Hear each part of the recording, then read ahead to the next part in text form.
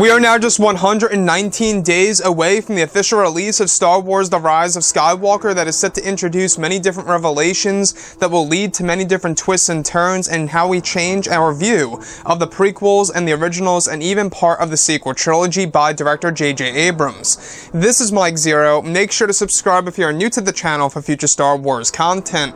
Now, what's really exciting about Episode 9 is that we do know that this film, at the end of the day, is really going to be very action-packed, very emotional, and will answer many of the burning questions from The Force Awakens, as well as creating new questions at the very beginning of this movie that will be answered in the third act. And I think what's so exciting about this film is the whole Rey and Kylo dynamic and exactly how that's all going to be utilized, as well as the Jedi, Sith, and Force lore. Now, these past couple of weeks or so, we've been learning a whole lot more about this film, and when it all comes down to one of the concept art descriptions, this is where things begin to get very exciting for Episode 9. Now, specifically, what's really intriguing about all of this is that a description of Rey traveling to the Lost City, where it's explained that she is in search of Jedi and Sith lore that would be used as a way for her to gain knowledge of the ancient Jedi and Sith to keep historical accuracy as she builds towards her new order. It's described that one of the sequences involves a moment in which Rey reaches the Prime Jedi Temple, where before she meditates, she is described to hear the Force Ghost voice of Obi Wan Kenobi. It's described that she is given a lesson by Kenobi's voice, where she reveals that during her time in the Sith ruins within the Lost City, she felt a dark and a sinister presence that was latching onto her energy, and that she felt as if it was Luke's father. However, a different side of Luke's father, that of course being Anakin.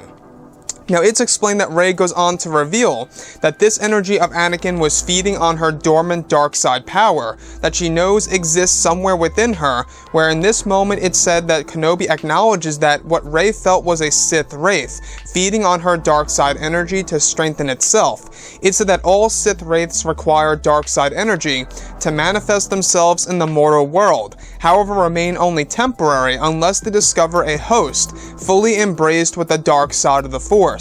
The scene is described to be very dark, where it will add a different medium of the franchise by JJ. So let's go over a couple of parts about this. Now, this film is going to be very heavy on a different side of Star Wars. We're talking about Sith spirits, also known as Sith wraiths in this film, as well as flow walking, which is essentially time travel, and of course the flash fights, which are basically shape-shifting environments as both Rey and Kylo Ren fight each other to the death. So all these different mediums of the franchise that are coming their way into Episode 9 by JJ, George, and Chris, I think is rather innovative. I think it's a big risk by Disney and Lucasfilm at the same exact time, though, because it's all a matter of how it's going to be executed and how it's going to resonate with fans on the big screen. So this revelation by Rey of how she felt a dark and sinister presence, basically feeding on her dormant dark side energy when she went into the Sith ruins, also known as the Land of the Forbidden within the Lost City.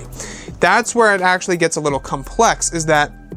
Kenobi's Force Ghost decides to reveal to Rey that all Sith wraiths do indeed require dark side energy, and that this is a different side of Anakin Skywalker that was indeed created by the Dark Acolytes. All 9 Dark Acolytes are the ones responsible for creating the hybrid Force Ghost of Anakin Skywalker / Vader, also known as a Sith spirit, or the official term, of course, being the Sith Wraith. Now, what's really great about this is that this is a horrifying moment for Rey to explain this to Kenobi, how she does indeed have a dormant dark side power that she must admit, but not just that, but that also Anakin Skywalker was feeding off of this, and that now we know exactly how Sith wraiths are able to exist, at least temporarily, in the mortal world of course, everything around us, and as to why they eventually do indeed vanish and pretty much, disappear into thin air.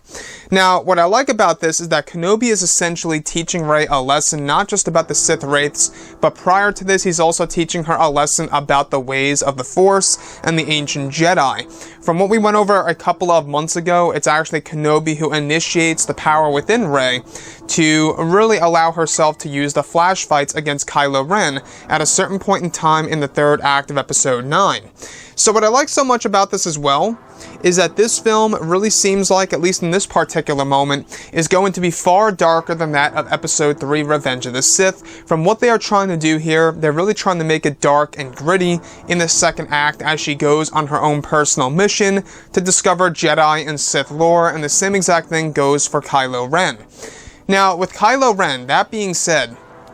what I love so much about this is that we do know that this film is going to feature parallels between both Kylo and Rey. Kylo goes to the Dark Spire, Rey goes to the Lost City. They're basically going on their own personal missions in the middle of this film to discover both ancient Jedi and Sith lore, to better understand elements of the past and even the future. Anyways guys, drop a comment below, let me know what you think about all this in the comments, and if you guys did enjoy the content for today, do make sure to drop a thumbs up on this video to support the channel. I thank you all so very much for the kind support, and I'll catch you guys next time.